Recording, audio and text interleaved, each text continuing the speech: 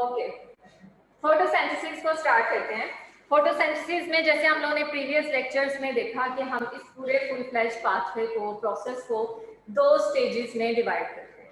ठीक है, एक स्टेज हमारे पास है लाइट डिपेंडेंट रिएक्शंस की, ठीक है, जिसमें लाइट एनर्जी की इन्वॉल्वमेंट है।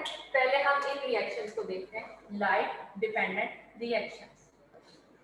इन रिएक्शंस में हमने देखा प्रीवियस कुछ लेक्चर्स के अंदर कि आपकी जो थैलाकॉइड मेम्ब्रेन है, ये अगर आप क्लोरोप्लास्ट का स्ट्रक्चर देखते हो, इसमें आपके पास ये जो स्टैक्स हैं, दीज आर थैलाकॉइड्स जो कि अरेंज हैं इन the form of granule. In thylakoids के ऊपर एक मेम्ब्रेन है, जिस मेम्ब्रेन को हम कहते हैं, ग्रीन कलर की मेम्ब्रेन है, जिस मेम्ब्रेन को हम कहते हैं थैलाकॉइड मेम्ब्रेन।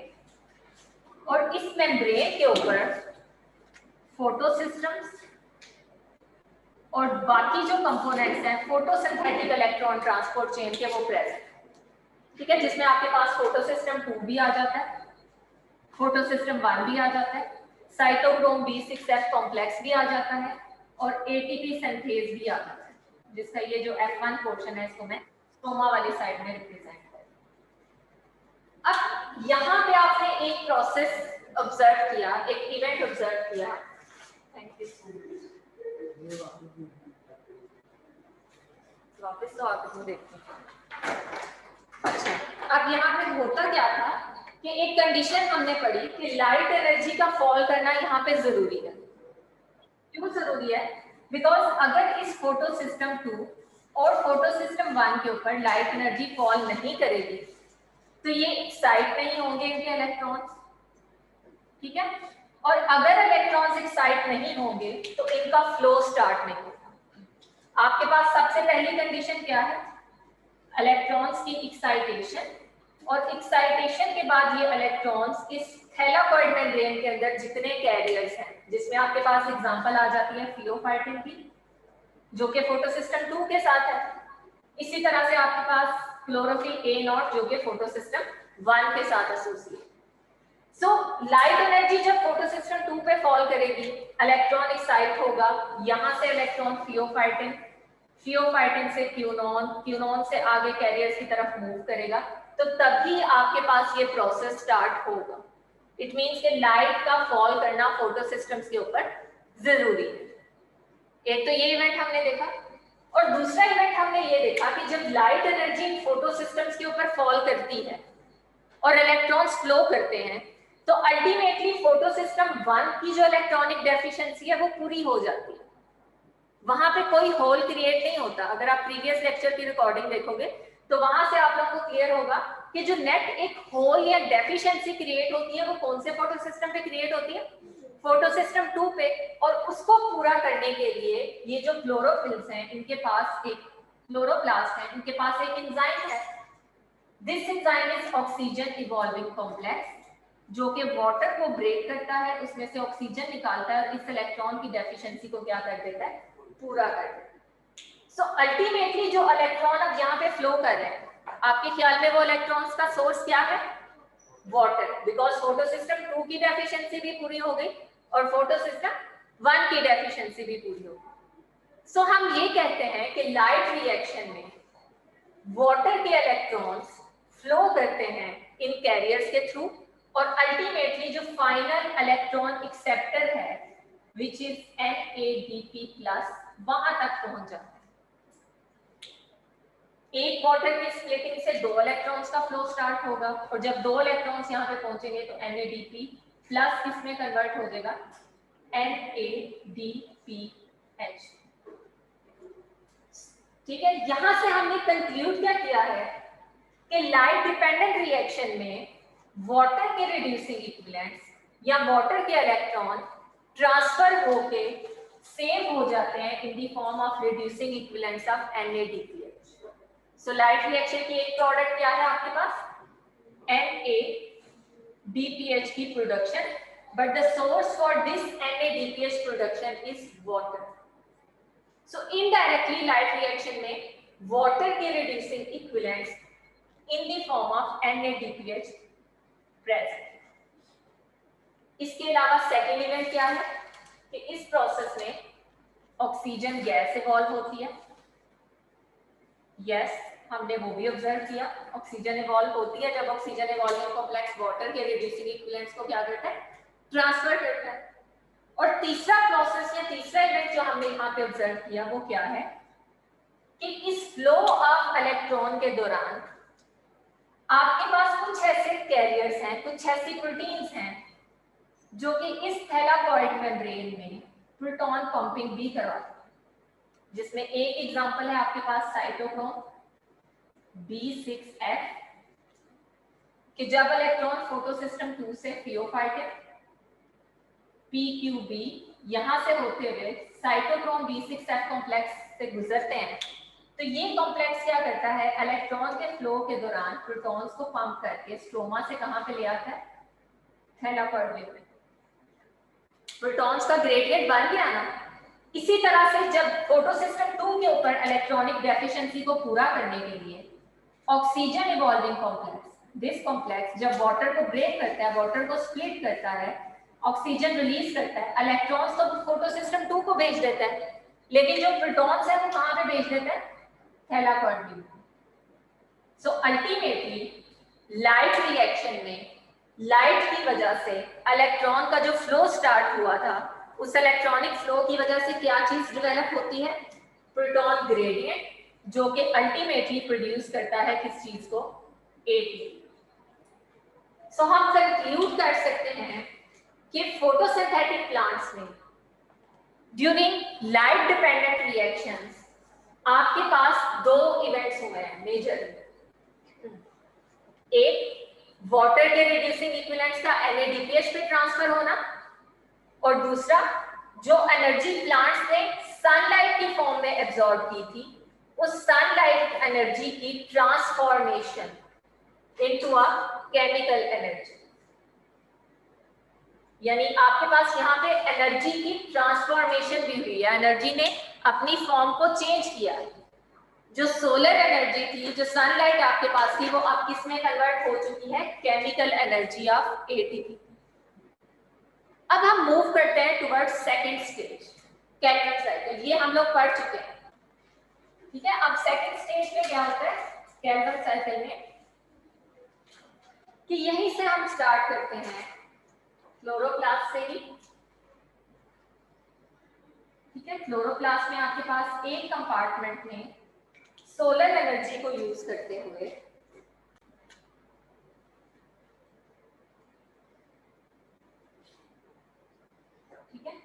सोलर एनर्जी को यूज करते हुए NADPH की प्रोडक्शन भी करवा दी है, ठीक है। इस प्रोसेस में ऑक्सीजन गैस भी रिलीज करवा दी है और ATP की प्रोडक्शन भी हो चुकी है, लाइट रेंज। अब नेक्स्ट इवेंट क्या है, केल्विन साइकिल या डार्क रेंज।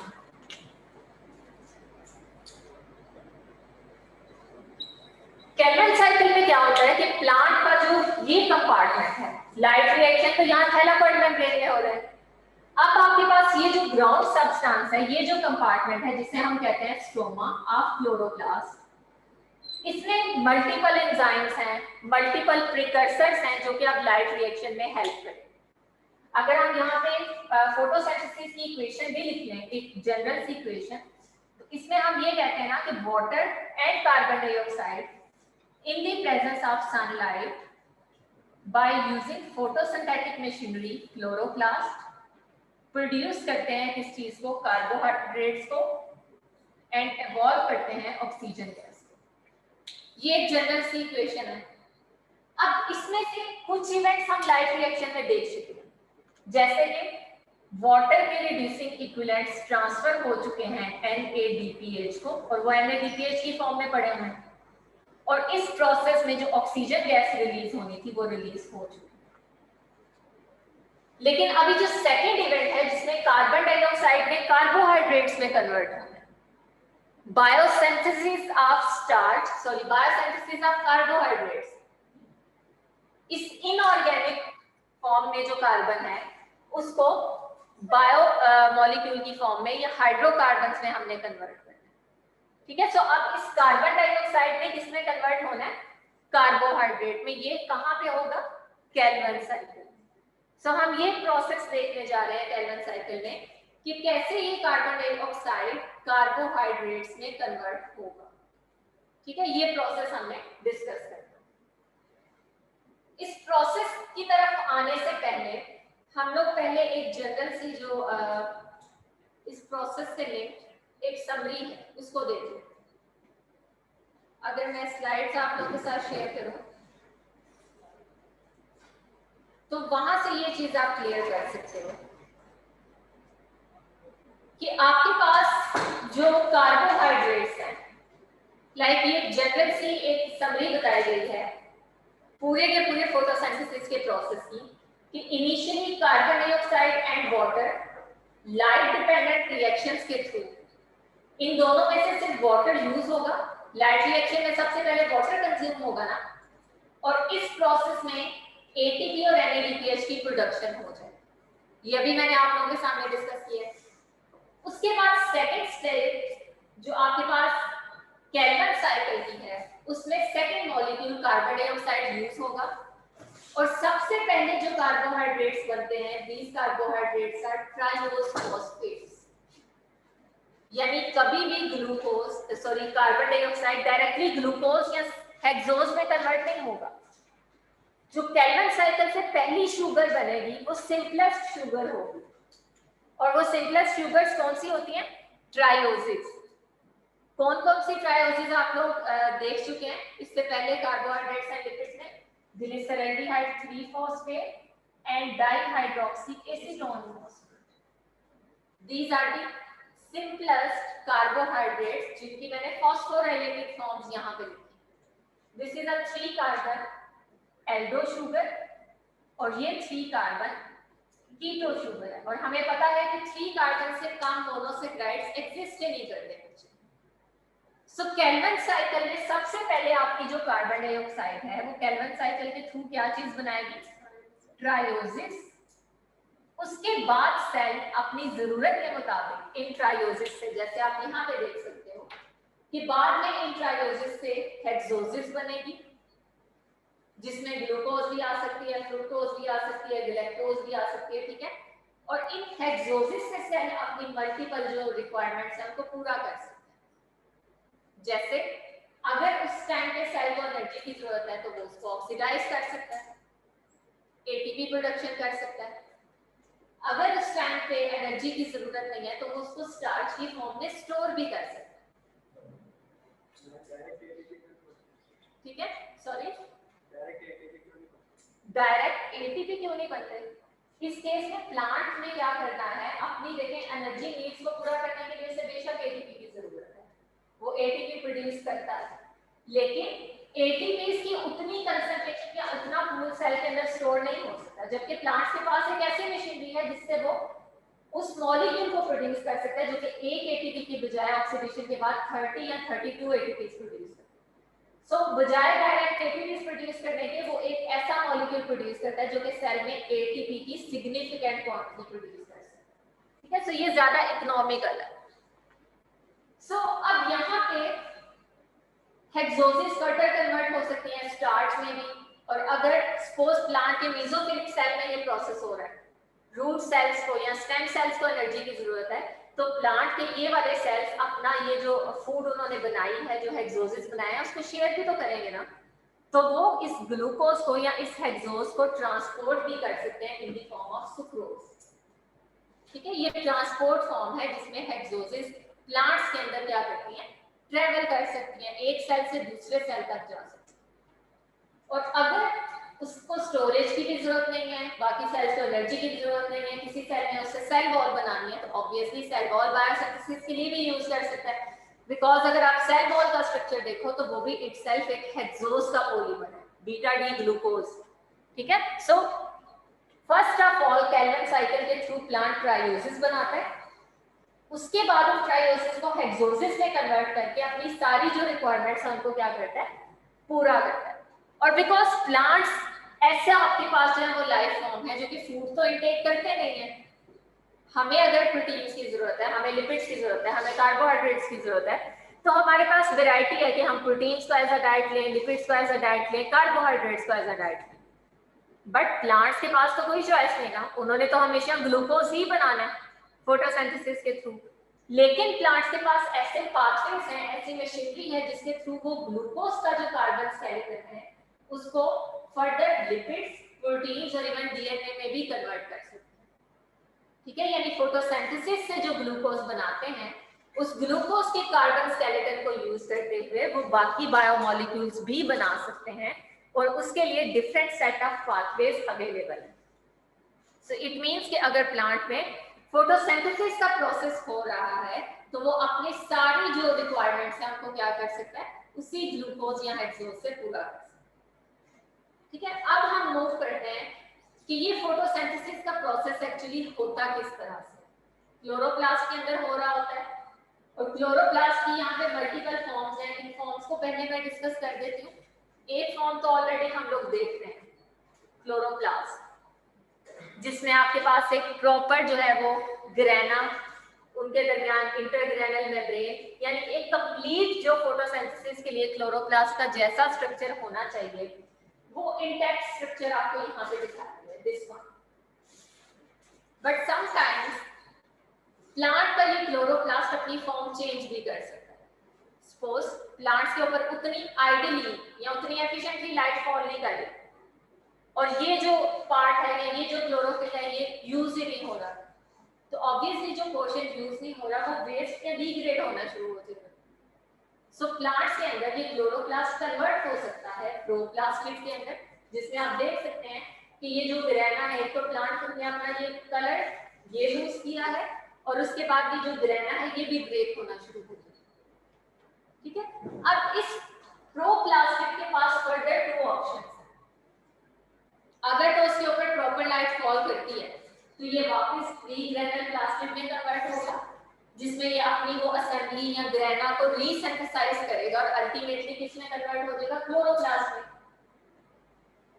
यानी जब लाइट नहीं थी तो वो प्रोप्लास्टिड में कन्वर्ट हो गया और जब लाइट उस पर फॉल करना शुरू हुई तो वो प्रोप्लास्टिड रीग्रेनल प्लास्टिड के थ्रू वापस क्लोरोप्लास्ट में कन्वर्ट हुआ। बट समटाइम्स जब प्लांट में स्टार्च को स्टोर करना होता है तो उसे जगह चाहिए ना जहां पे उसे स्टार्च को रखना है, स्टार्च को स्टोर करना है, तो कुछ क्लोरोप्लास्ट अमाइलोप्लास्ट में कन्वर्ट होना शुरू हो जाते हैं, जहां पे आपके जो स्टार्च के ग्रेन्यूल्स हैं वो क्या होना शुरू हो जाते हैं, सेव होना शुरू हो जाते हैं। यानी प्लांट एक तरफ तो फूड बना रहा है और दूसरी तरफ उसको स्टोर भी कर रहा है। ठीक है, ताकि जब उसे जरूरत हो तो उससे वो अपनी एनर्जी रिक्वायरमेंट्स पूरी कर सके या फिर इन स्टार्च को बाकी लाइफ फॉर्म्स जो हेटेरोट्रॉफ्स हैं जो अपनी फूड नहीं बना सकते वो क्या कर सके, यूज कर सके। ठीक है, अब हम मूव करेंगे। हमने इसकी सिग्निफिकेंस भी देख ली, हमने ये भी देख लिया कि कार्बन डाइऑक्साइड पहले किस फॉर्म में कन्वर्ट होगा और उसके बाद हेक्सोसिस बनेगी। लेकिन अब हमने केल्विन साइकिल के फुल फ्लेज पाथवे की तरफ आना है कि आखिर कार्बन डाइऑक्साइड से ये जो ट्रायोसिस बनती हैं ये कितने स्टेप्स में बनती हैं और इसकी कितनी स्टेजेस हैं। ठीक है, समझ आ गया क्या चीज?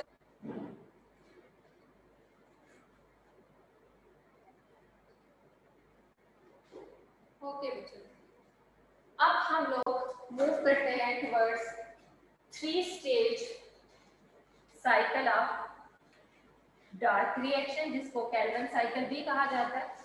और इसमें आप लोगों ने ये चीज माइंड में रखनी है कि कार्बन डाइऑक्साइड में किसमें कन्वर्ट होना है, ट्रायोसिस। ठीक है, पहले मैं इस पूरे केल्विन साइकिल की जो स्टेजेस हैं वो आप लोगों के सामने क्लियर कर देती हूँ और उसके बाद हम लोग डिस्कस करेंगे इन डिटेल कि ये 3 स्टेजेस एक्चुअली किस तरह से एक दूसरे से डिफरेंट है। सो क्लोरोप्लास्ट के स्ट्रोमा में, ठीक है, यहाँ पे आपके पास ये अगर क्लोरोप्लास्ट है तो इसमें इस कंपार्टमेंट के अंदर ये केल्विन साइकिल चलेगा। ठीक है, अब होता क्या है, क्लोरोप्लास्ट में जो आपके स्ट्रोमा है उस स्ट्रोमा के पास एक रिसेप्टर प्रेजेंट है या एक एक्सेप्टर मॉलिक्यूल प्रेजेंट है जो कि कार्बन डाइऑक्साइड को एक्सेप्ट करता है। जब प्लांट्स कार्बन डाइऑक्साइड को एनवायरनमेंट में से एब्जॉर्ब करता है तो उसके बाद इस कार्बन डाइऑक्साइड को एक्सेप्ट करने के लिए एक एक्सेप्टर मॉलिक्यूल भी अवेलेबल है क्लोरोप्लास्ट में और उस एक्सेप्टर का नाम है राइबोलोज 1,5 बिसफॉस्फेट। ठीक है, इसके नेम से ही आपको इसके स्ट्रक्चर का आइडिया हो सकता है। Ribulose means keto form of ribose. Ribose आपको पता है ना 5 कार्बन शुगर है जो डीएनए में प्रेजेंट होती है। So ribulose is keto sugar. Ribose आपके पास एक्चुअली एल्डो पेंटोज है और इसी एल्डोज का जो कीटो वर्जन है उसको हम क्या कहते हैं, राइबोलोज। तो आप कह सकते हो कि ribulose is actually 5 carbon containing keto sugar, या फिर आप इसे कह सकते हो it is a keto pentose. अगर तो इसमें 5 कार्बन है और ये पेंटोज है तो इसका स्ट्रक्चर तो इजीली ड्रॉ हो सकता है 1 2 3 4 5, क्योंकि ये कीटो शुगर है, सेकंड पोजीशन पे फंक्शनल ग्रुप होगा। ठीक है, और बाकी पोजीशंस पे आपके वही सेम ग्रुप, बिकॉज कार्बोहाइड्रेट्स आपके पास यहाँ है पॉलीहाइड्रोक्सी एल्डिहाइड्स होती है ना, यहाँ पे आपके पास ये भी एक शुगर है राइबोलोज 1,5 बिसफॉस्फेट। इसकी 1 2 3 4 5, इसकी जो फर्स्ट और फिफ्थ कार्बन है this one and this one, इसमें एक एक फॉस्फेट ग्रुप भी है, ऐसे ही है ना। तो अब हम यहाँ पे इसके साथ बिल्कुल फॉस्फेट अटैच करें।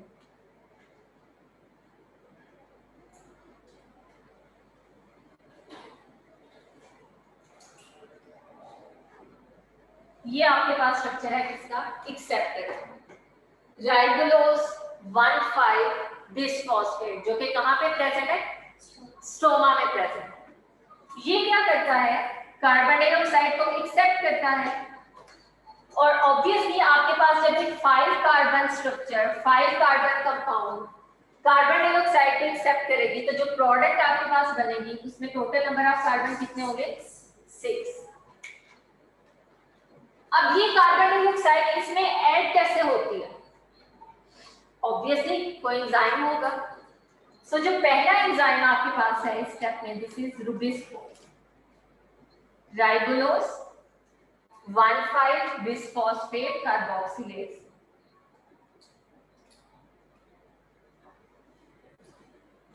Bisphosphate carboxylase which means is कि ये आपका जो एक्सेप्टर मॉलिक्यूल है राइबोलोज 1,5 बिसफॉस्फेट, उसमें किस चीज की एडिशन करवा रहा है, कार्बन डाइऑक्साइड। सो आपको एंजाइम से पता चल गया कि उसने किस किस्म का रिएक्शन कैटेलाइज करना। सो जब इस 5 कार्बन एक्सेप्टर में एक कार्बन डाइऑक्साइड ऐड होगी तो प्रोडक्ट बनेगी 6 कार्बन। मैं उस प्रोडक्ट को यहाँ पे लिख तो नहीं रही, उसके स्ट्रक्चर की तरफ नहीं जा रही, लेकिन एक चीज जो है वो आप लोगों ने माइंड में रखनी है कि जो 6 कार्बन स्ट्रक्चर बनता है वो अनस्टेबल स्ट्रक्चर है। जो 6 कार्बन कंपाउंड बनता है वो एक अनस्टेबल कंपाउंड है और वो फौरी तौर पे ब्रेक हो जाता है 3 4 5 एंड 6, ये फौरी तौर पे ब्रेक हो जाता है इनटू 2-3 कार्बन कंपाउंड्स। यानी आपके पास 6 कार्बन्स प्रोड्यूस तो होंगे लेकिन वो कंप्लीट एक 6 कार्बन कंपाउंड की फॉर्म में नहीं होंगे, वो 2 मॉलिक्यूल्स ऑफ 3 कार्बन कंपाउंड्स की फॉर्म में होंगे। और वो कौन सा कंपाउंड है जो यहाँ पे ऐसा प्रोडक्ट प्रोड्यूस होगा, 3-फॉस्फो ग्लिसरेट। ठीक है, 1 2 3 ग्लिसरेट आपके पास ऑक्सीडाइज्ड फॉर्म है ग्लिसरॉल की। बहुत से बच्चों को ग्लिसरॉल का स्ट्रक्चर आता होगा। ठीक है, तो यहाँ पे आपके पास जो ग्लिसरेट है उसमें first carbon is oxidised carboxylic acid group present होता है, सेकेंड कार्बन में आपके पास simply hydrogen and hydroxyl groups और थर्ड कार्बन पे एक phosphate group. This is three phosphoglycerate. यानी इस ग्लिसरेट की थर्ड पोजीशन पे कौन सा ग्रुप है, फॉस्फेट। ये आपके पास एक 3 कार्बन कंपाउंड है और दूसरा 3 कार्बन कंपाउंड भी एग्जैक्टली यही है।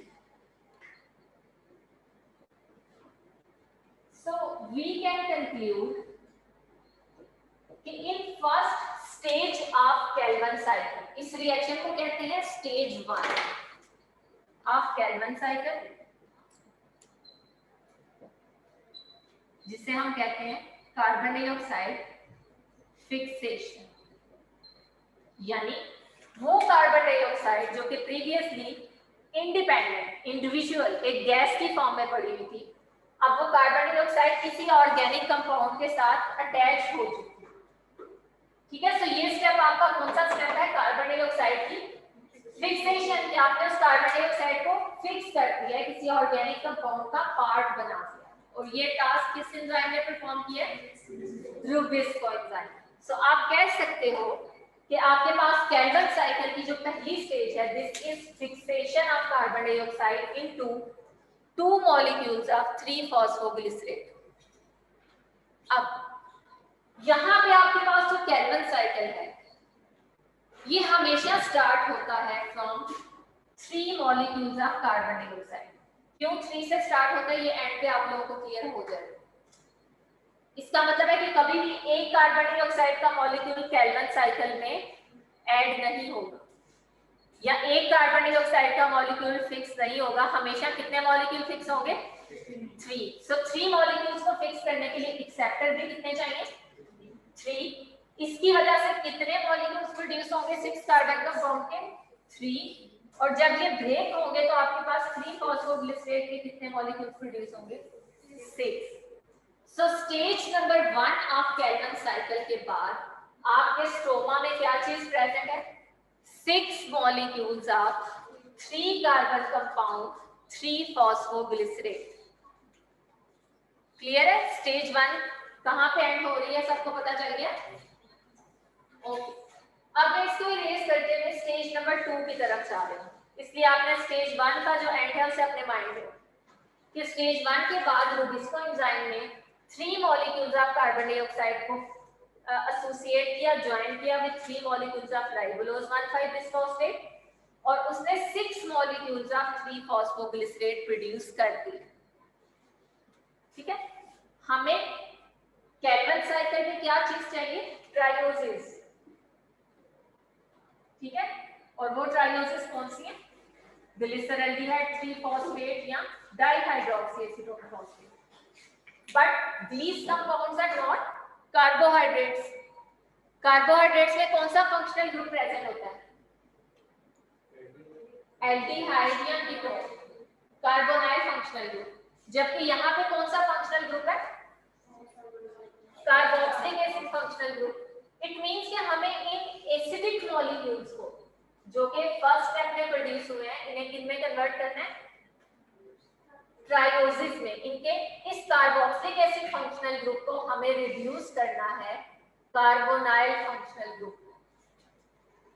समझ आ रहा है? तभी हम कहेंगे कि ये क्या है? कार्बोहाइड्रेट्स है। सो अभी पहले स्टेप में रुबिस्को एंजाइम ने सिर्फ कार्बन डाइऑक्साइड को पकड़ के इन एसिडिक मॉलिक्यूल्स में फिक्स कर दिया। सेकेंड स्टेज में ये जो एसिडिक मॉलिक्यूल्स हैं, ये किसमें कन्वर्ट होंगे? कार्बोहाइड्रेट्स। सो सेकेंड स्टेप में, सेकेंड स्टेज में इनका जो कार्बोनाइल फंक्शनल ग्रुप है वो प्रोड्यूस होगा from the reduction of carboxylic acid functional group of three phosphoglycerate. समझ आ रही है? ठीक है, अब मैं सेकेंड स्टेज की तरफ मूव करती हूँ।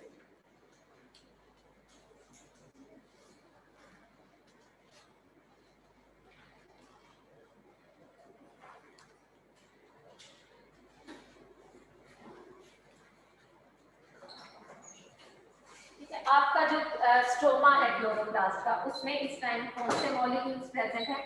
स्टेज 1 की वजह से हाई कंसंट्रेशन में 3-फॉस्फोग्लिसरेट प्रेजेंट है इनसाइड स्ट्रोमा ऑफ क्लोरोप्लास्ट। मैंने सिर्फ एक मॉलिक्यूल लिखा है, बट आपके पास इसके कितने मॉलिक्यूल्स प्रोड्यूस हुए हैं? 6 मॉलिक्यूल्स। अब सेकेंड स्टेज में क्या होता है? लकीली आपका जो स्ट्रोमल कंपार्टमेंट है, जो स्ट्रोमा है, उसके अंदर ग्लाइकोलाइसिस और ग्लूकोनियोजेनेसिस के एंजाइम्स भी पड़े हैं। पहले तो लेट मी रिकॉल कि ये इंटरमीडिएट हम लोगों ने ग्लाइकोलाइसिस में भी पढ़ा था। आप लोगों को ऑब्वियसली याद नहीं होगा, लेकिन एक दफा मैं आप लोगों को याद करवा देती हूँ। ठीक है, अगर आप लोगों के साथ मैं स्लाइड्स शेयर करूं तो यहां से आप देख सकते हैं। यस, एक मैंने ग्लाइकोलिसिस का जो है ना वो रफ सा स्केच ड्रॉ किया है, जिसमें ये आपके पास ग्लूकोज है जो कि जब सेल के अंदर एंटर होता है तो सबसे पहला एंजाइम हेक्सोकाइनेज, तो मैंने यहाँ पे मेंशन नहीं किया लेकिन आप लोगों को पता होना चाहिए। हेक्सोकाइनेज इसकी फॉस्फोराइलेशन करवा के इसे ग्लूकोज 6 फॉस्फेट में कन्वर्ट करता है।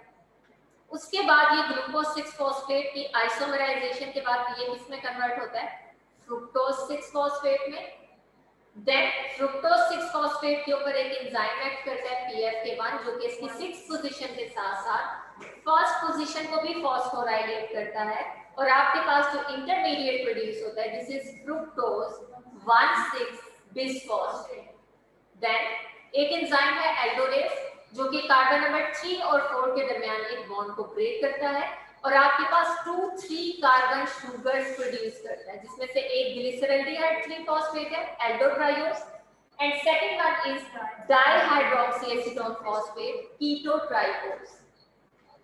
ठीक है, इन दोनों में से ग्लिसरल्डिहाइड 3 फॉस्फेट तो सेकंड स्टेज ऑफ ग्लाइकोलिसिस में एंटर हो सकती है पे ऑफ फेज में, बट डाइहाइड्रोक्सीएसीटोन फॉस्फेट के ऊपर एक एंजाइम आइसोमेरेज एक्ट करता है, उसे ग्लिसरल्डिहाइड 3 फॉस्फेट में कन्वर्ट करता है, and then 2 molecules of glyceraldehyde 3 phosphate enter होते हैं into the second stage of glycolysis which is preparatory phase. याद आ रहा है? ठीक है, अब प्रिपरेटरी फेज का जो पहला एंजाइम है वो क्या करता है कि इन ग्लिसरल्डिहाइड 3 फॉस्फेट के ऊपर एक और फॉस्फेट ग्रुप को अटैच करवाता है। लाइक अगर मैं रिएक्शन साथ साथ बोर्ड पे लिखती हूँ तो आपके पास ग्लिसरल्डिहाइड 3 फॉस्फेट को यूज करता है, दिस इज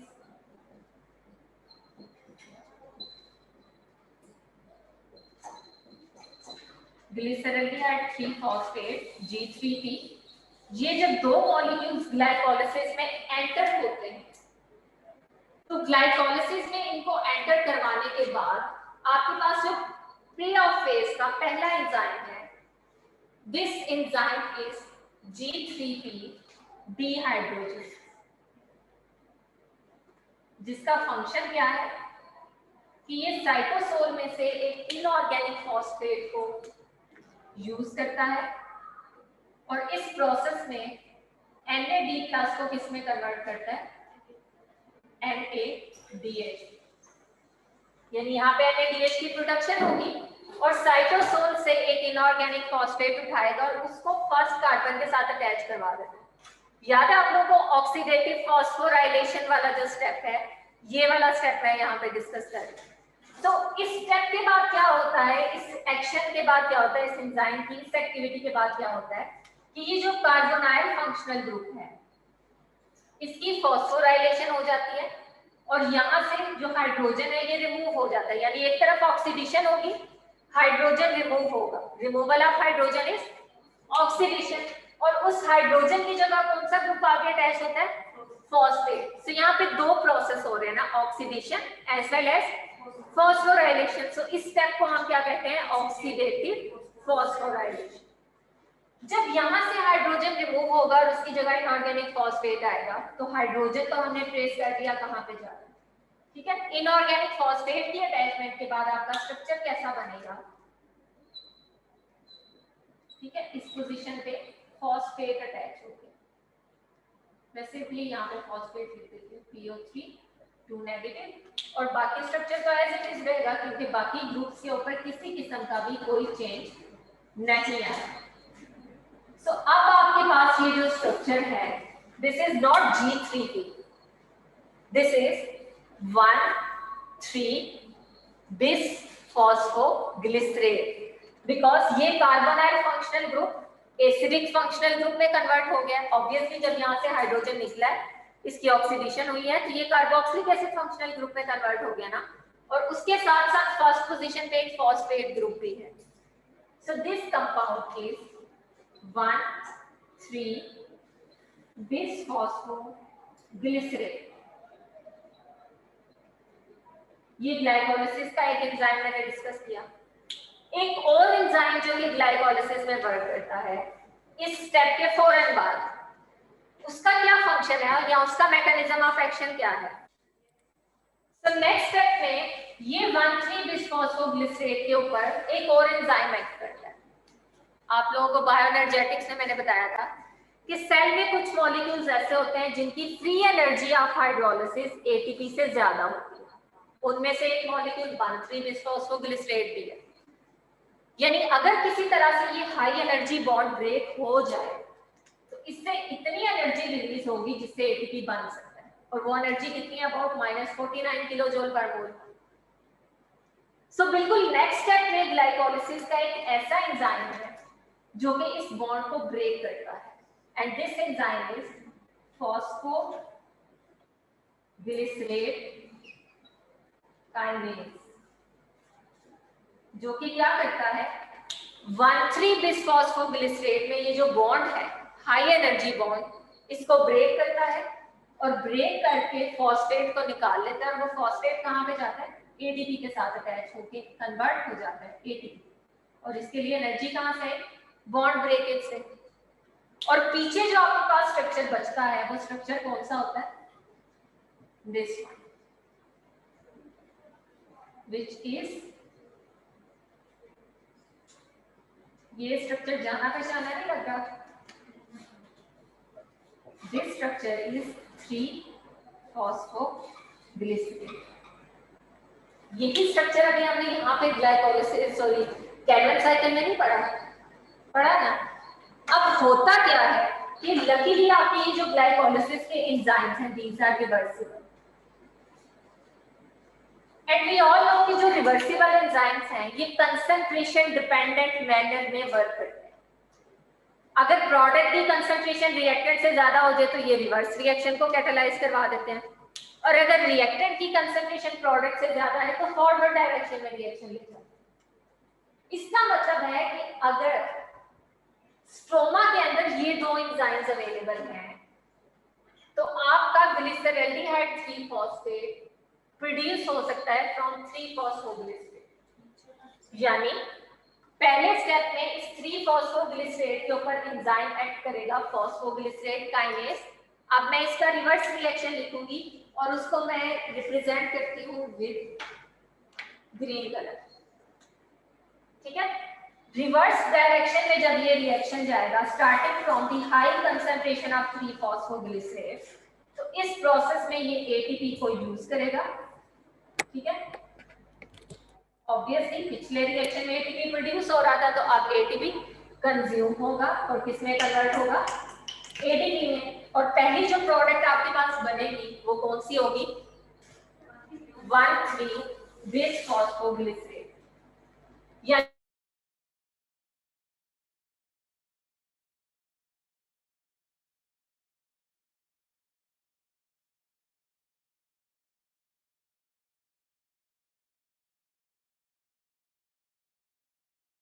एक्ट करेगा फॉस्फोग्लिसरेट काइनेज, जो कि इस एटीपी को यूज करेगा जो कि कहां पे प्रोड्यूस हुआ था?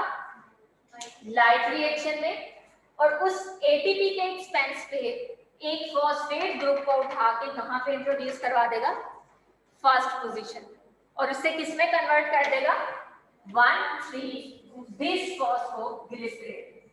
ये बन गया। एक 3-फॉस्फोग्लिसरेट को एक मॉलिक्यूल ऑफ 1,3-बिसफॉस्फोग्लिसरेट में कन्वर्ट करने के लिए एक एटीपी चाहिए। स्ट्रोमा में अगर 6 मॉलिक्यूल्स हैं तो 6 मॉलिक्यूल्स को 6 मॉलिक्यूल्स ऑफ 1,3-बिसफॉस्फोग्लिसरेट में कन्वर्ट करने के लिए 6 एटीपीज यूज होंगे। समझ आए ना? एक के लिए एक एटीपी रिक्वायर्ड है तो 6 मॉलिक्यूल्स के लिए कितने एटीपीज यूज होंगे? 6 एटीपीज यूज हो गए। नेक्स्ट, सो एक स्टेप हमने देख लिया। सेकंड स्टेज 2 का पहला स्टेप मैंने बता दिया कि उसमें ग्लाइकोलाइसिस का एंजाइम रिवर्स डायरेक्शन में चलेगा।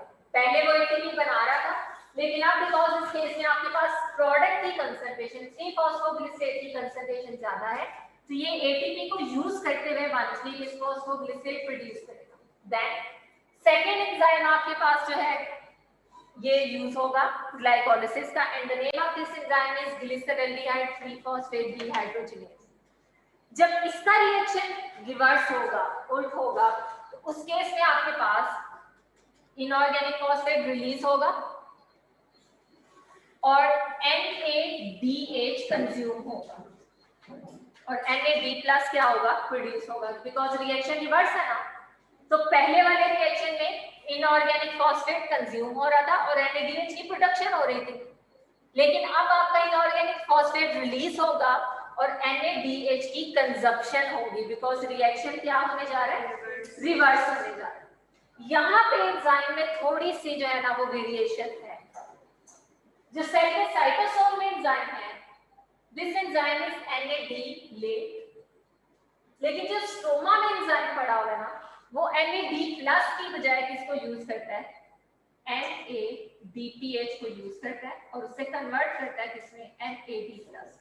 और आप लोगों को पता चल गया होगा कि वो NADPH को क्यों यूज करता है, बिकॉज इस टाइम स्ट्रोमा में किसकी कंसंट्रेशन ज्यादा है, NADPH की।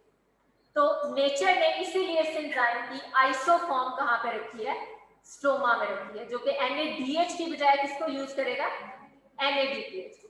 सो अब होगा क्या कि सेकंड स्टेप में 1,3-बिसफॉस्फोग्लिसरेट में जो फॉस्फेट अटैच हुआ था, ये फॉस्फेट रिमूव हो जाएगा और जो हाइड्रोजन ग्लाइकोलिसिस में मैंने कहा था यहाँ से रिलीज होता है, अब NADPH उस हाइड्रोजन को यहाँ पे क्या कर देगा, ऐड कर देगा। सो इस तरह से इन दो एंजाइम्स की मदद से आपका ये जो कार्बोक्सिलिक एसिड फंक्शनल ग्रुप है, at the end of this reaction किसमें कन्वर्ट हो गया है, कार्बोनाइल फंक्शनल ग्रुप।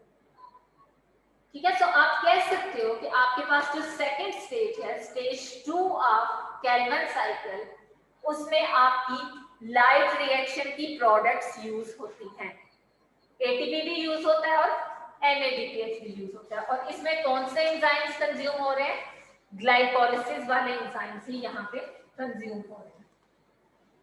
समझ आ गई इस बात की? सो स्टेज 2 में 6 molecules of 3-phosphoglycerate, first of all they will consume 6 ATP और यहाँ पे जो एंजाइम है वो कौन सा एंजाइम होगा, फॉस्फोग्लिसरेट काइनेज। ठीक है, ये ग्लाइकोलिसिस की ऑपोजिट डायरेक्शन में वर्क करते हुए 6 ATPs को कंज्यूम करेगा और उसके रिस्पॉन्स में प्रोड्यूस करेगा 6 मॉलिक्यूल्स ऑफ 1,3-बिसफॉस्फोग्लिसरेट।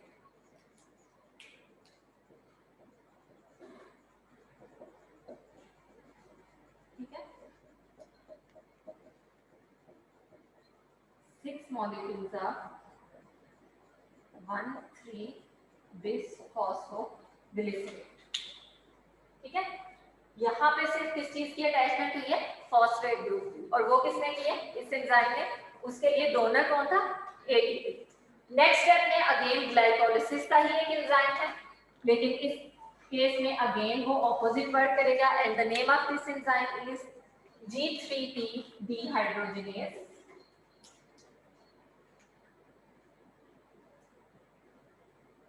जो कि इस केस में NADPH को as a reducing equivalent source use करेगा। ठीक है, कन्वर्ट करेगा NADP+ में और इस प्रोसेस में एक इनऑर्गेनिक फॉस्फेट को रिलीज करेगा। सो ये जो फॉस्फेट यहाँ पे अटैच है ये रिलीज हो जाएगा और यहाँ से जो हाइड्रोजन है वो इधर आके अटैच हो जाएगा। ठीक है, सो ये पूरे का पूरा फॉस्फेट ग्रुप यहाँ से रिलीज होगा। सो आपके पास यहाँ पे आप प्रोडक्ट आएगी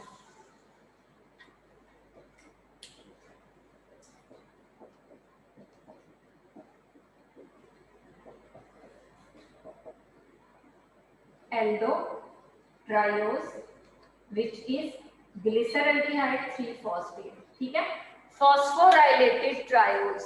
ठीक है, आपके पास एक कार्बोहाइड्रेट है जिसमें कितने नंबर ऑफ कार्बन एटम्स है, 3 कार्बन एटम्स है। अब इसमें कौन सा फंक्शनल ग्रुप है, कार्बोनाइल एल्डिहाइड फंक्शनल ग्रुप है। सो स्टेज 2 सबको क्लियर हो गई। सो अब यहाँ से आप, अगर मैं स्लाइड्स आप लोगों के साथ शेयर करूं तो आप इस चीज को विटनेस कर सकते हो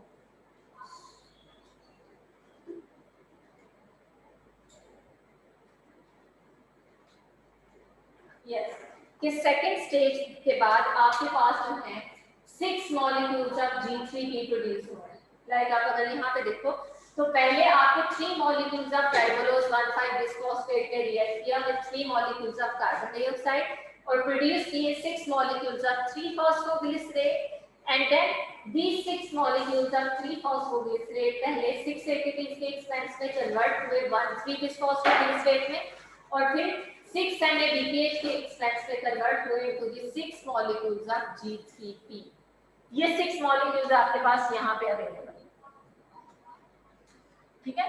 6 molecules ने 6 ATPs को यूज किया, 6 1,3-बिस्फॉस्फोग्लिसरेट बनाए और इन 6 1,3-बिस्फॉस्फोग्लिसरेट ने 6 NADPH की मदद से 6 इनऑर्गेनिक फॉस्फेट को रिलीज किया और 6 मॉलिक्यूल्स ऑफ G3P को क्या कर दिया, प्रोड्यूस कर दिया।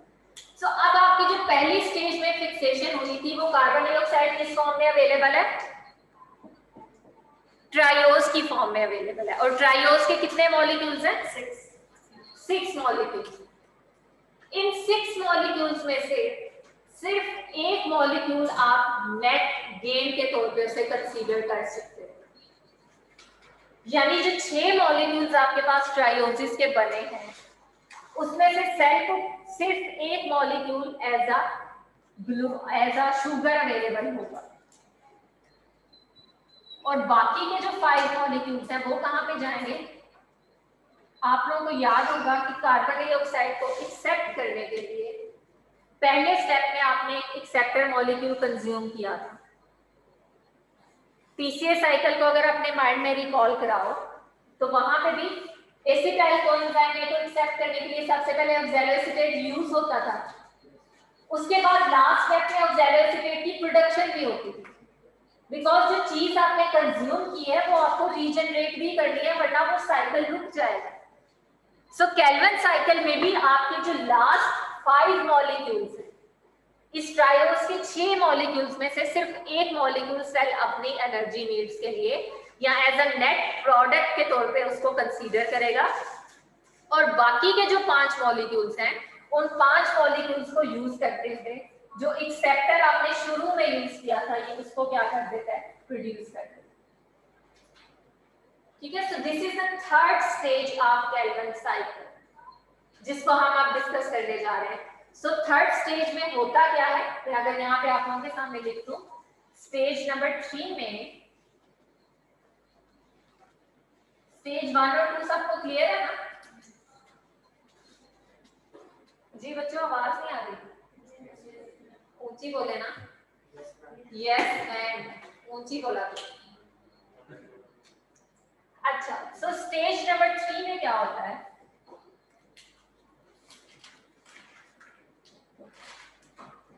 आपकी स्टेज 1 में अगर हम यहाँ पे लिखते हैं स्टेज 1 में 3 molecules of carbon dioxide react किए विद 3 मॉलिक्यूल्स ऑफ राइबोलोज 1,5 बिस्फॉस्फेट और प्रोड्यूस किए इन्होंने 6 मॉलिक्यूल्स ऑफ 3-फॉस्फोग्लिसरेट। ये स्टेज 1 में हुआ, फिक्सेशन में हुआ, ठीक है।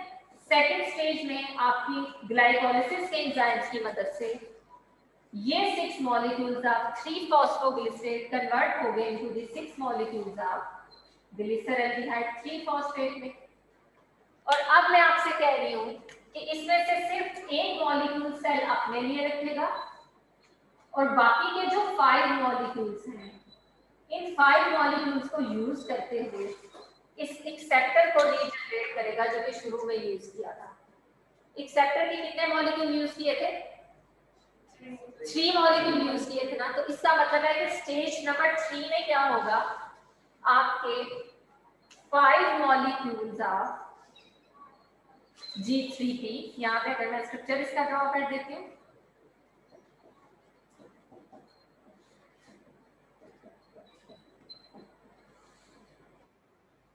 ठीक है। इस G3P के 5 मॉलिक्यूल स्टेज नंबर 3 में कन्वर्ट होंगे कुछ एंजाइम्स की मदद से। सीरीज ऑफ एंजाइम्स है, इसलिए मैं यहाँ पे एक रिएक्शन नहीं बताऊंगी, मल्टीपल रिएक्शंस है, ठीक है। सो इन मल्टीपल रिएक्शंस के थ्रू आपके 5 मॉलिक्यूल्स ऑफ G3P कन्वर्ट होते हैं into the 3 molecules are ribulose 1,5 bisphosphate. ठीक है,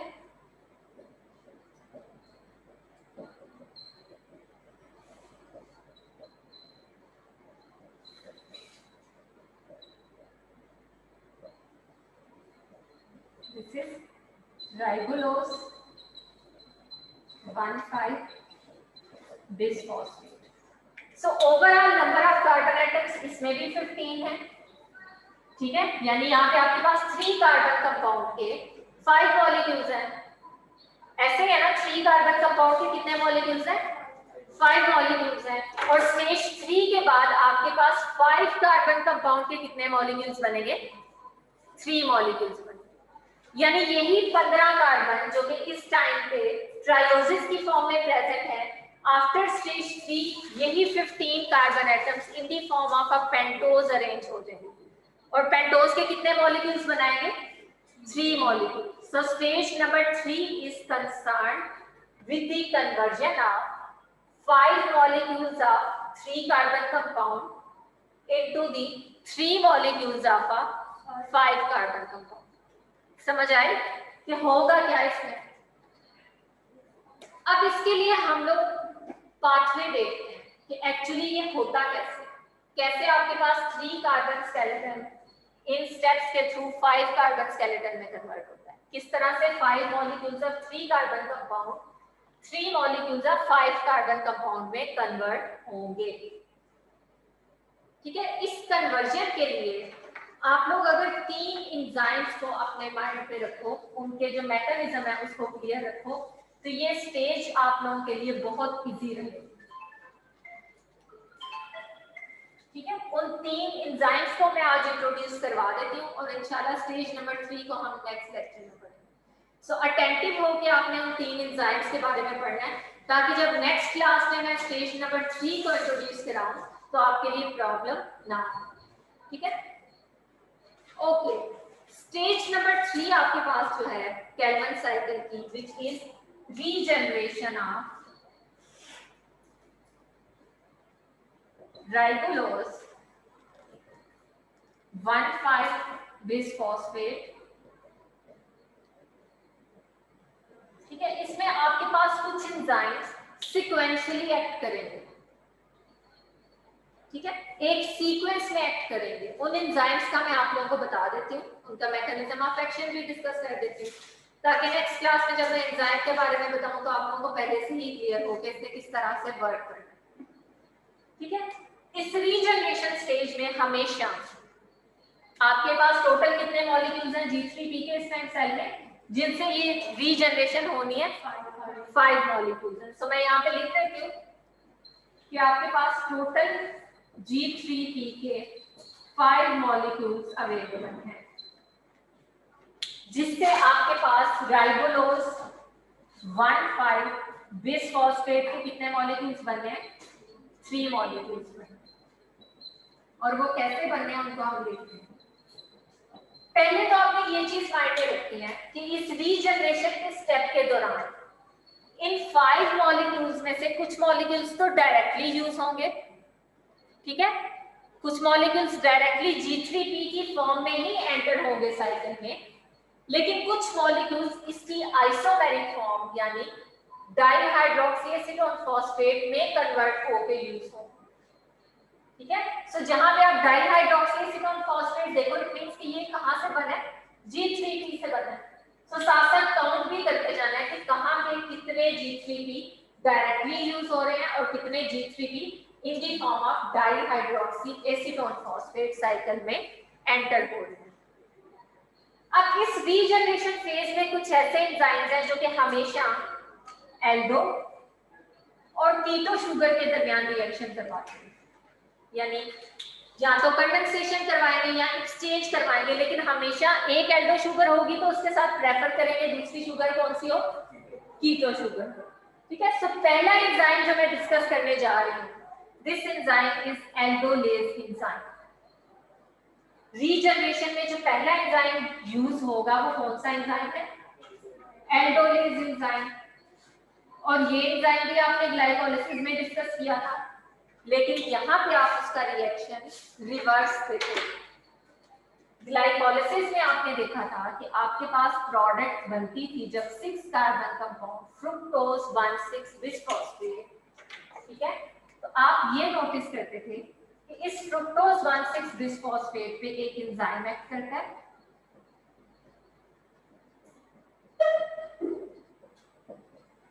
जो कि कार्बन नंबर 3 और कार्बन नंबर 4 के दरमियान जो बॉन्ड है उसको क्या करता है, ब्रेक करता है।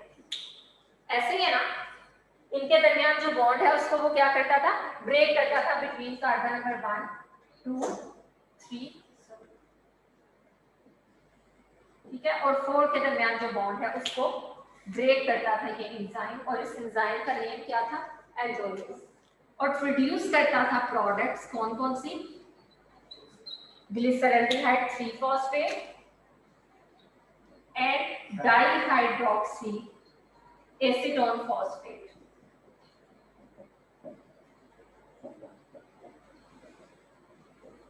अब यहां पे अगर आप लोग नोटिस करो तो इस केस में आपके पास स्ट्रोमा के अंदर फ्रुक्टोज 1,6 बिसफॉस्फेट की बजाय, इस रिएक्टेंट की बजाय प्रोडक्ट की कंसंट्रेशन हाई है, ठीक है। एक प्रोडक्ट आपके पास है G3P और दूसरी प्रोडक्ट है आपके पास डाइहाइड्रोक्सी एसीटोन फॉस्फेट। सर दोनों अवेलेबल है ना स्ट्रोमा में, एक तो G3P डायरेक्टली यूज हो जाएगा और दूसरा G3P कन्वर्ट हो जाएगा अपनी isomeric form dihydroxy acetone phosphate. So stroma के अंदर ये रिएक्शन कौन सी डायरेक्शन में जाएगा, रिवर्स डायरेक्शन। यानी स्ट्रोमा के अंदर जब आप एल्डोलेज एंजाइम डिस्कस करोगे तो ये हमेशा किस किस्म का रिएक्शन कैटालाइज करवाएगा, कंडेंसेशन, ठीक है। ये एल्डोलेज क्या करेगा, एक कीटो शुगर को और एक एल्डो शुगर को क्या करेगा, उनके दरमियान कंडेंसेशन करवाएगा। स्टेज 3 में आप इसका यही मैकेनिज्म डिस्कस करोगे, चाहे वो 3 कार्बन है या 3 से ज्यादा भी अगर एल्डो और कीटो शुगर्स हैं तो हमेशा उनके दरमियान कार्बन कार्बन बॉन्ड की क्या करेगा, फॉर्मेशन करेगा रीजनरेशन स्टेज के अंदर। जैसे ही ये कीटो और एल्डो शुगर की कंडेंसेशन करता है, इन दोनों को कंबाइन करता है, यहाँ पे कीटो की कार्बन नंबर 3 और एल्डो की कार्बन नंबर 1, यानी कीटो शुगर की लास्ट कार्बन और एल्डो शुगर की फर्स्ट कार्बन के दरमियान कंडेंसेशन करवाता है।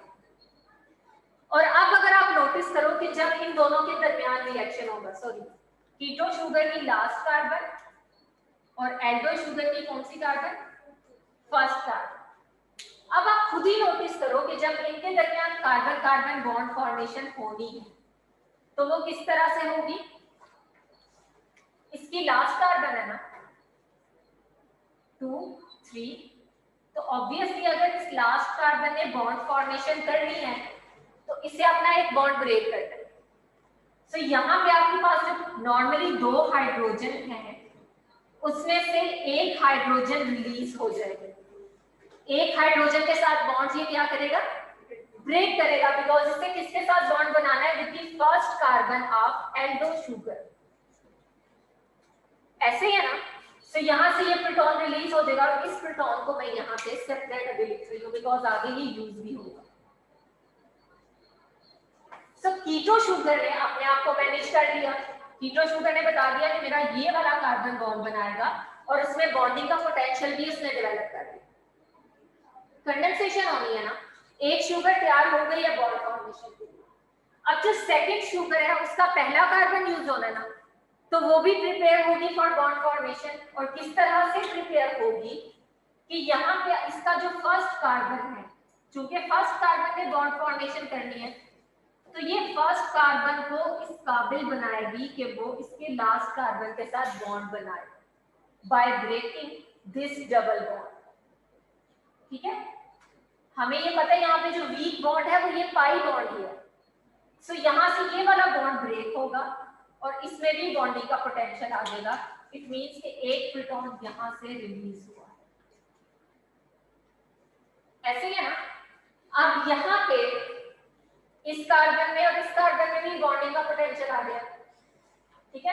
सो अब ये दोनों कार्बन एटम्स आपस में बॉन्ड फॉर्मेशन कर सकते हैं, कार्बन कार्बन बॉन्ड फॉर्मेशन कर सकते हैं ना, इनमें बॉन्ड फॉर्मेशन होगी और बॉन्ड फॉर्मेशन के बाद आपके पास यहाँ पे जो अभी प्रोटॉन की डेफिशिएंसी है, यहाँ पे जो आपका सॉरी यहाँ से प्रोटॉन रिलीज हुआ, ठीक है, सिंपली ये बॉन्ड ब्रेक हुआ।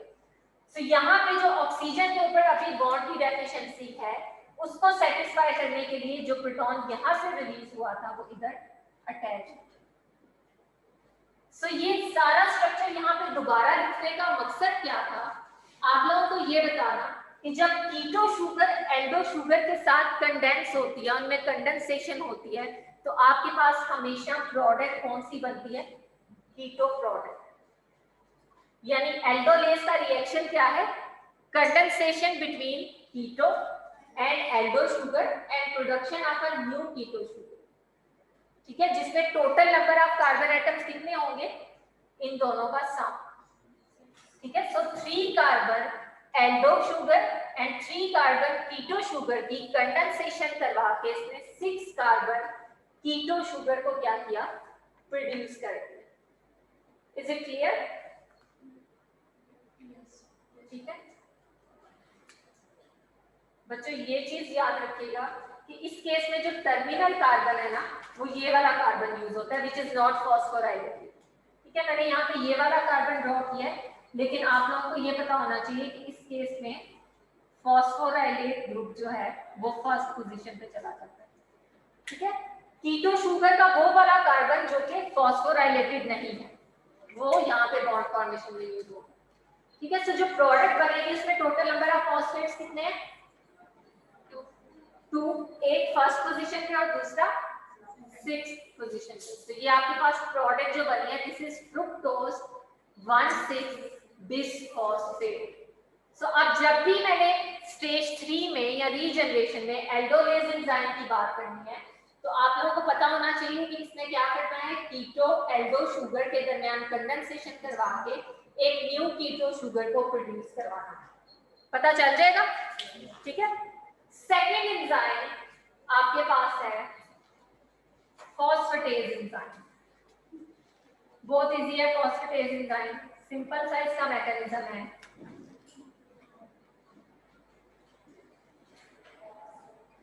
कि फॉस्फेटेज एंजाइम किसी भी फॉस्फोराइलेटेड ग्रुप पे जब एक्ट करते हैं, अगर हम यहाँ पे फ्रुक्टोज 1,6-बिसफॉस्फेट को ही लेके चलते हैं, तो इस केस में आपका enzyme depending upon its specificity phosphate group को रिमूव करवाता है, ठीक है।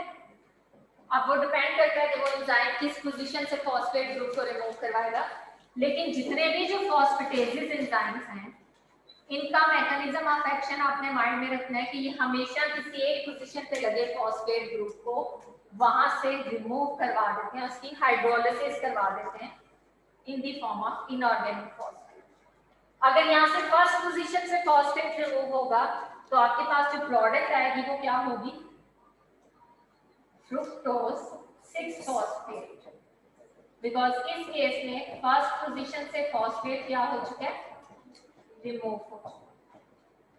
सो स्टेज 3 में हमेशा पहले एंजाइम एक्ट करेगा एल्डोलेज, जो कि कंडेंसेशन करवाएगा, उसके बाद आपके पास एंजाइम होगा फॉस्फेटेज, जो कि 2 में से किसी एक पोजीशन से क्या करेगा, फॉस्फेट को रिमूव करवा देगा, और तीसरा आपके पास जो एंजाइम होगा, last enzyme, this is transketolase enzyme, transketolase enzyme. तो चीजें ध्यान से सुनिएगा, ये लास्ट एंजाइम है और उसके बाद इंशाल्लाह हम नेक्स्ट लेक्चर में स्टेज 3 को कंप्लीट करेंगे। टाइम हो गया, ठीक है। स्टेज 3 ऑफ सेलुलर साइकिल में जो तीसरा एंजाइम मैंने डिस्कस करना है, दिस एंजाइम इज ट्रांसकीटोलेज, और जैसे कि नाम से ही आपको पता चल रहा है कि ये एक तरह का ट्रांसफरेज है, लेकिन यहाँ पे जिस चीज को ये ट्रांसफर करेगा वो क्या है, कीटो ग्रुप। किस ग्रुप को ट्रांसफर करना है इसने, कीटो ग्रुप को, और हमें ये पता है कि ट्रांसफर तब तक नहीं हो सकता जब तक डोनर और एक्सेप्टर अवेलेबल ना। सो यहाँ पे जो ट्रांस कीटोलेज एंजाइम है वो यूज करता है एल्डो शुगर को भी और कीटो शुगर को भी। एक तरफ एल्डो शुगर मैं लिख लेती हूँ और दूसरी तरफ कीटो शुगर।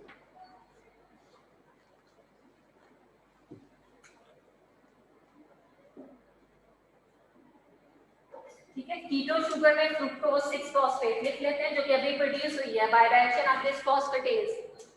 ठीक है, पहले आपके पास एल्डोज के एक्शन से फ्रुक्टोज 1,6 बिसफॉस्फेट बनी थी ना, और उसके बाद फॉस्फेटेज ने फर्स्ट पोजीशन से फॉस्फेट रिमूव कर दिया और अब हमारे पास कौन सी प्रोडक्ट है, फ्रुक्टोज 6 फॉस्फेट।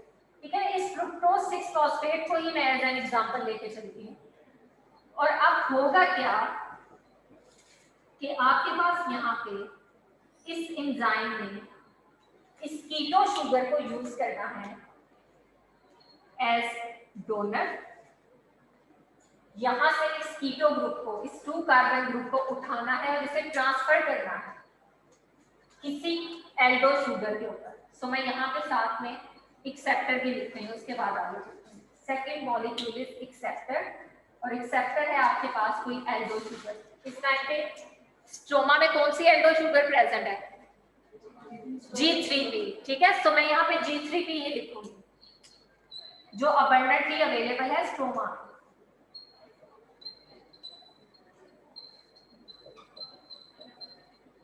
सो ट्रांस कीटोलेज एक ऐसा एंजाइम है जो कि कीटो शुगर को भी यूज करता है और वहां से कीटो ग्रुप उठाएगा और उसे डोनेट करेगा एल्डो शुगर के ऊपर। इट मींस कि एल्डो शुगर आपके पास कीटो ग्रुप एक्सेप्टर के तौर पे यूज होगी। ये इस कीटो ग्रुप को क्या करेगी, एक्सेप्ट करेगी। सो अब आप लोग मुझे ये बताएं कि अगर इस स्ट्रक्चर में से ये 2 कार्बन्स उठ के इस स्ट्रक्चर पे अटैच हो जाते हैं तो इसमें number of carbon atoms total कितने हो जाएंगे, 5। और इसमें से जब 2 कार्बन्स रिमूव होंगे तो ये total number of carbon atoms कितने रहेंगे, 4। अब शिफ्टिंग के बाद फंक्शनल ग्रुप्स भी चेंज हो जाते हैं। एक तो मैंने ये कहा ना कि शिफ्टिंग के बाद number of carbon atoms donor में कम हो जाएंगे और एक्सेप्टर में ज्यादा हो जाएंगे। जो डोनर पहले कीटो शुगर थी, कीटो ग्रुप को डोनेट करने के बाद वो एल्डो बन जाती है, और जो शुगर पहले एल्डो शुगर थी वो कीटो ग्रुप को एक्सेप्ट करने के बाद क्या बन जाती है, कीटो शुगर। और ये होता किस तरह, इसको एक बार देख लेते हैं, उसके बाद इसको ऐड करते हैं। पहले अगर आप इस 2 ग्रुप की अटैचमेंट यहाँ पे ऑब्जर्व करो, ठीक है, इस शुगर के ऊपर ऑब्जर्व करो, तो ऑब्वियसली ये 2 कार्बन फ्रेगमेंट जब यहाँ पे आके बॉन्ड बनाने लगेगा इस शुगर के साथ, तो यहाँ से इस शुगर को पहले बॉन्ड की जगह भी तो बनानी है। ऐसे ही है ना, एक्सेप्ट कैसे कर सकती है जब तक उसमें बॉन्ड की कोई वैलेंसी नहीं है, कोई स्पेस नहीं है। तो सबसे पहले ये इस डबल बॉन्ड को ब्रेक करेगी शुगर एक्सेप्ट करने के लिए। ठीक है, उसके बाद ये जो 2 कार्बन फ्रेगमेंट है, सपोज यहाँ से ये निकल आए, ये 2 कार्बन फ्रेगमेंट यहाँ पे आएगा और ये कार्बन इसके साथ बॉन्ड फॉर्मेशन कर देगा इस तरह से। अब आप लोग मुझे बताएं क्या वैलेंसीज पूरी हैं? ऑक्सीजन की वैलेंसी अभी भी सेटिस्फाइड नहीं है, और दूसरी तरफ से जब यहां से 2 कार्बन फ्रेगमेंट गए हैं तो कार्बन की वैलेंसी भी सेटिस्फाइड है। सो इन वैलेंसीज को सेटिस्फाई करने के लिए ये जो कार्बन एटम है इस प्रोटॉन को रिलीज कर देती है यहाँ से, जो कि अटैच हो जाता है विद दिस हाइड्रोजन, और यहाँ पे आपके पास कार्बन और ऑक्सीजन के दरमियान क्या चीज बन जाती है, डबल बॉन्ड। सो आपने देखा कि 2 कार्बन ग्रुप के ट्रांसफर के बाद यहाँ पे कौन सा ग्रुप इंट्रोड्यूस हो गया, this group is Aldo group, और ये ग्रुप आपके पास कौन सा है, कीटो ग्रुप। सो जो शुगर पहले कीटो थी वो किसमें कन्वर्ट हो गया, aldo with less than 2 carbon atoms than previous structure, और जो शुगर पहले एल्डो थी वो किसमें कन्वर्ट हो गई है, कीटो में with the addition of 2 carbon atoms than the previous structure. ठीक है, सो ये हमेशा ट्रांस कीटोलेज इस किस्म का रिएक्शन करवाएगा कि एक कीटो और एल्डो शुगर के दरमियान कीटो ग्रुप का एक्सचेंज करवाएगा। कीटो शुगर से उस ग्रुप को एल्डो पे ट्रांसफर करेगा, जिसकी वजह से कीटो शुगर एल्डो में कन्वर्ट हो जाएगी और एल्डो शुगर इसमें कन्वर्ट हो जाएगी कीटो शुगर में। वो जो बाद में कीटो में आपको इसका फॉस्फेट कहां मिला? सॉरी फॉस्फेट मैंने यहाँ पे ड्रॉ, ठीक है, ये फ्रुक्टोज 6 फॉस्फेट है ना, तो मुझे फॉस्फेट यहाँ पे ड्रॉ करना था, जो कि मैं ड्रॉ करना भूल गई। बच्चों प्लीज नेक्स्ट लेक्चर में अगर ये पढ़ के नहीं आओगे तो ये तुम लोगों के लिए हलवा बन जाएगा, इसलिए इसे पढ़ के आना, ठीक है।